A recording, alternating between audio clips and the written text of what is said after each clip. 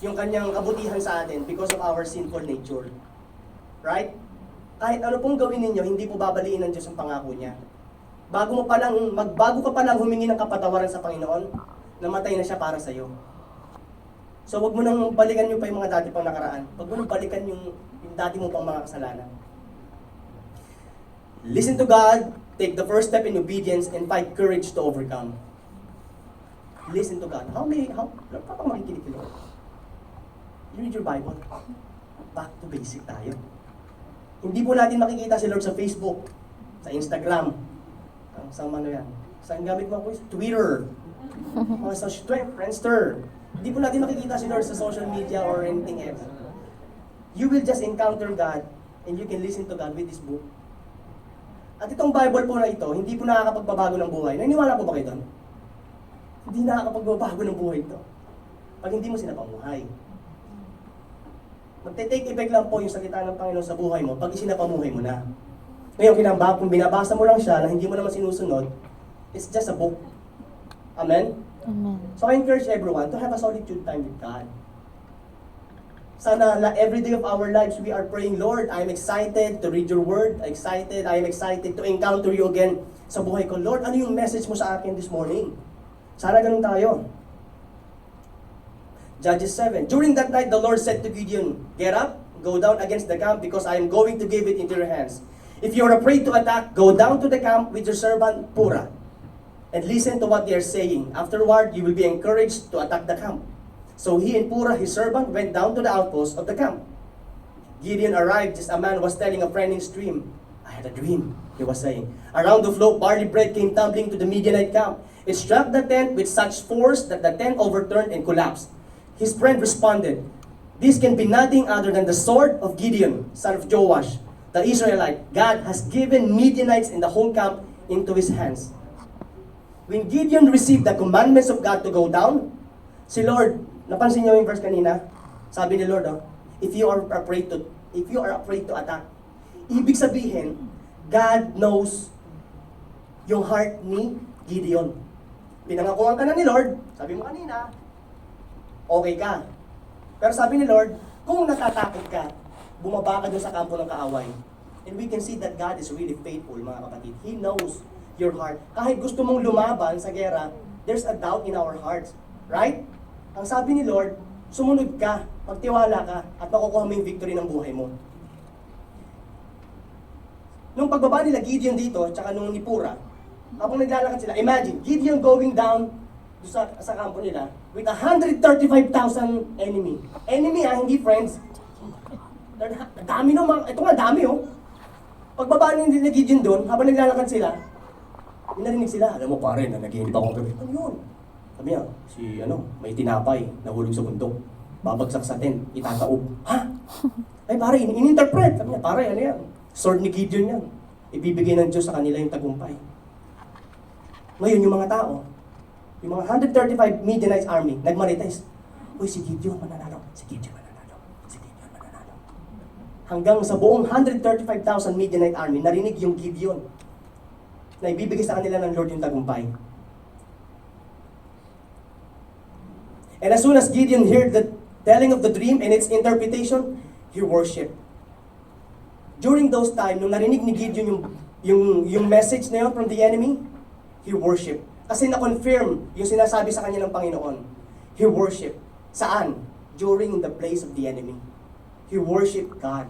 And sana ganun din tayo that whenever we receive the message of God, wherever you are, you worship Him.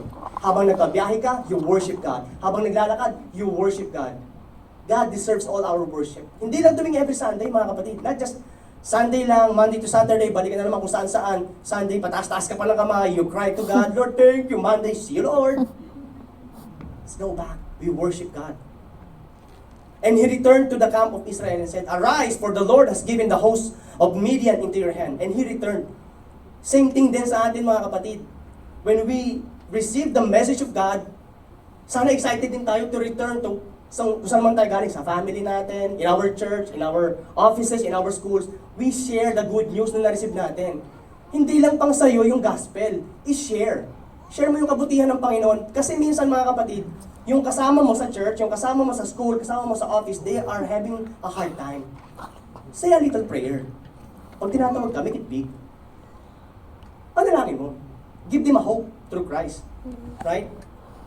And, nakakita nyo kanina, sila Gideon, nagtatago sila sa kuweba. Takot sila eh, because of the Midianites. Pero ngayon, iba na yung tono niya. Sabi niya, "Arise, for the Lord has given the host of Midian into your hand." Now, He is encouraging the Israelite army na tumindig kayo. Tapos binigay na ng Diyos sa atin yung tagumpay. And He divided the 300 men into 3 companies. And put trumpets into the hands of all of them in empty jars, with torches inside. And He said to them, "Look at me and do likewise. When I come to the outskirts of the camp, do as I do. When I blow the trumpet, I and all who are with me, then blow the trumpets also on every side. All they come and shout for the Lord and for Gideon." Remember yung ginamit ni Moses when he is dividing the Red Sea? Anong gamit niya? Staff.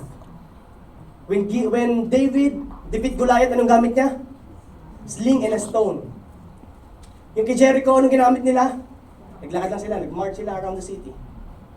Ito, pinapagamit sa kanila, iba. Sulo, shofar, sabi ni Paul Mark kanina, yung trompeta. Shofar. Tsaka yung pichel. Pero pichel to na nagawa sa clay, hindi oro ka na. Kasi ginagamit nila, ilalagay nila yung sulo, tatakpan nila yun yung torch. Approaching the enemy. Kasi during that time, it's 12 o'clock in the evening. Third watch, papalit na yung mga bantay. So some of them are going home, yung iba babalik sa kampo ng kaaway. And now when they were approaching them, yung enemy, sisigaw si Gideon, "For the Lord and for Gideon." Remember kanina, nagmarete sila? Gideon. Ngayon, binigyan na ni Lord yung victory sa kanila. Ang ginawa ng mga kaaway, mamaya na pala, "Our victory lies not in our own abilities, but in the unfailing faithfulness and power of God." Wow. Our victory lies not in our own abilities, mga kapatid.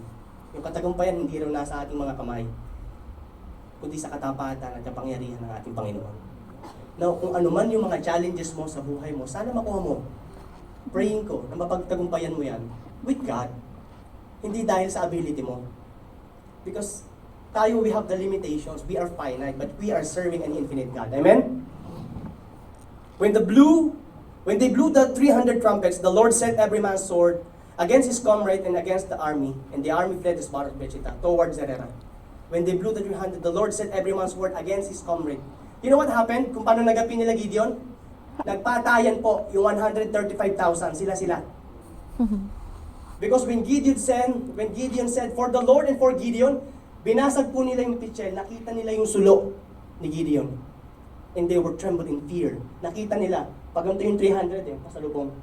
So akala nila ang daming kaaway. So sa taranta nila, para makaligtas sila, pinagtataga nila na yung mga nasa paligid nila para makaalis lang sila dun sa lugar nila.